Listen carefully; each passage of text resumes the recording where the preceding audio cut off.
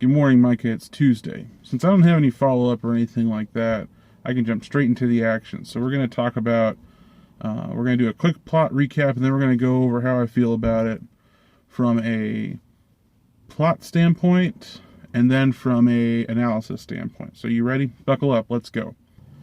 All right. So in this section, we have 4 different plot lines, and they're all kind of mostly separate, although they do intertwine at a couple points. The book begins, plot line 1, which is Max. Max is traveling with Iggy. No, she's traveling with. See, this is part of the problem with this book. I can never keep anyone's name straight because I don't really know these characters. I talked about that last video. But Max is traveling with Fang, Mr. Strong Silent Type, and Nudge, Mrs. Not at all strong and not at all silent type. And they're making their way. They have to make a pit stop. And then on the second leg of their journey, Max sees a little girl surrounded by a bunch of thugs. Her, I'm outspoken and I'm tough and these boys look like they're trouble and I'm going to tell them what to do kind of side kicks in. She tells Fang and Nudge. She tells Fang and Nudge to go ahead and she'll catch up with them later, and she goes down and kicks their butts, has accidentally bitten off more than she can chew because one of them whips out a gun. She runs off into the forest, gets clipped anyways, makes her way to the little girl whose life she saved house by pure happenstance. By the way, that's not a believable plot point. Ding. But she gets there, and the mom is a vet, and she fixes her up, and she makes her pancakes, and, doesn't treat her like a freak, and makes her feel normal, and she's like, oh, I feel normal for once in my life. And then she has to pack up and leave. So the section ends with her patched up and reconnecting with Fang and Nudge. Plotline 2 splits off when Fang and Nudge leave Max. So they go off and they go to the rendezvous, and so they hang out there for a little bit. They look at some birds. They learn some flying tricks from the birds. They get hungry. At the morning of the second day, way after when Max was supposed to rendezvous with, and they're like, okay, let's go look for her. One of the things that Nudge mentions on the flight over is, she remembers from some file somewhere that she, the home that she was taken from, is in the area. And Max kind of dismisses it outright. She's like, we need to focus. And, you have no idea whether that information's actually accurate, yada, yada, yada. And Nudge is like, oh, okay. Obviously not ready to let it go. And while they're out looking for Max, Nudge sees a street sign for the little small town that she's from.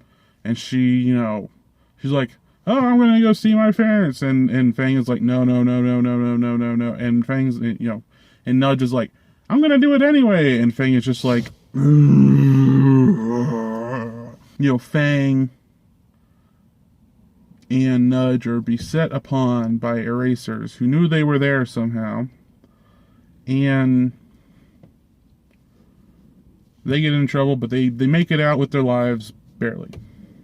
And one minor character who, he's either a secondary antagonist or insignificant. We don't know yet at this point, but one of the erasers is named Ari, who was like a little kid when they left the compound, and his dad was Jeb Blatchelder, the dude who was taking care of them, who they have presumed is dead. And so they run into him. He's at the first assault on the compound, and he shows up and he's like, did you miss me? And it's very sinister and very gasp kind of a reveal. And they're having a hard time reconciling the Ari that they were familiar with and the Ari that stands before them. And so Ari is there at the attack on Fang and Nudge. And it's another one of those, I don't know if he's set up as a nemesis or if it's going to be like Angel from the Buffy the Vampire Slayer kind of stuff, where he's a bad guy, but he's a tortured bad guy, and he doesn't know what he wants, and eventually he's going to get his own spin-off series. Who knows? So that's the end of the second storyline. The third storyline is Iggy and Gasman, who are resentful of being left behind and decide to make some bombs under the flimsy pretense that perhaps there are still erasers up on their little hill, wherever they're at. And it turns out that this is actually substantiated. They find erasers in a little camp, and so they're like, oh, well, I guess we have some way to use this bomb now. And they use the bomb to great effect after they're ambushed by a couple of erasers. And they eventually barely escape with their lives and fly off to parts unknown. We find out at the end of the section that they end up meeting up with Nudge and Fang wherever they're hiding. And so at the end of the section we have Max making her way to the rendezvous, and the 4 remaining flock members all together in the vicinity of the school. And the fourth storyline is Angel. We actually get to see some POV shots from her perspective, and they're, she's at the school and they're doing experiments on her. The dialogue choices go out of their way to make the scientists seem cruel and like they treat her as something less than human. And so they haven't escalated to full-scale vivisection yet, but she's doing a lot of endurance under duress tests, a lot of, instead of like doing endurance tests on a treadmill, she's doing endurance tests on a treadmill with someone behind her zapping her with a cattle prod. Instead of doing a maze test, she's doing a maze with a bunch of booby traps tests. And if she stands in one place too long, they turn on little heater coils under the floor to make her feet burn. And so she gets really tired of this maze stuff, and so she kind of reaches out, because she's telepathic. She reaches out and gets into the head of the scientist that is actually like making up these mazes on the fly, gets the map from his head, runs straight through to the end, and when she gets there, she finds someone who's vaguely familiar, and it is in fact Jeb Blatchelder, Rooney. And so the only thing I had to say here is, you called it. I knew he wasn't dead. I did not know that he was an evil scientist dude. I thought he was kidnapped and used as bait. But the fact that he is, working for the school, apparently willingly, opens up lots of possibilities. And so that's our plot recap. And now into the implications of what everyone's done. So, back to Max, who is the main character. Max kind of gets a taste for the first time in her life of what it's like to just be a normal human, and it gives her hope. It plants a seed of hope that perhaps her current way of life is not permanent, and that she might be able to live a life with, a family somewhere. The family that she leaves makes it very clear to come back if she can, and that they'll miss her. And so it was very, very nice. If this were a darker book, I would expect them to show up like hanging from their ankles over a pit of lava later in the book by the bad guy. I don't think that'll happen. We have a fairly typical move. I did not think that Iggy and Gasman were going to be able to stay at home for this entire book. They wouldn't have introduced them if they weren't going to use them somehow. So, get the band back together, get them all ready for this assault. Okay. And I think the interesting points are, what the implications are of Jeb showing back up on the scene. Jeb, for me, there's only 2 real possibilities. Number 1 is that, Jeb left with the kids because he felt bad, and But the people at the school still had his kid. And so they used his kid to force him to come back to the school under duress.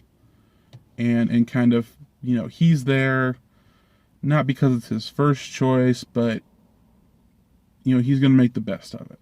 So the second choice, the one that in my head it's the first choice, but it's the second most likely choice compared to the first one, is that the kids escaping is all an entire ruse, that it was all orchestrated by the people at the school, to have more data points to study. There's only so much you can learn in a controlled environment where the kids are upset and, they're depressed, they're scared, they're dehumanized, and so you don't really get a full scope of, from a scientific perspective. There's a lot of data to be had from letting them feel safe and letting them feel like they're out in the world and that they're not, caged up, but they're still under control. You've got a scientist there who's teaching them things like self-defense and improvised explosives and all that kind of stuff. And so he has to leave, and so you have more data. What happens to this group when the social glue falls apart. And Jeb was never like self-sacrificingly took these kids out of there and ran and hid with them, right? The whole thing was orchestrated. And that just like their exit was orchestrated, their return will be orchestrated as well. I think that makes for a much more dramatic book. It fits for me too, because you got to think of why a government agency would, try mixing animal DNA with human DNA. It seems like the major thing for me would be, super soldiers, right? So you got to see whether this frame that you've made very light and very, flight ready can also sustain hand-to-hand combat and be effective in that way.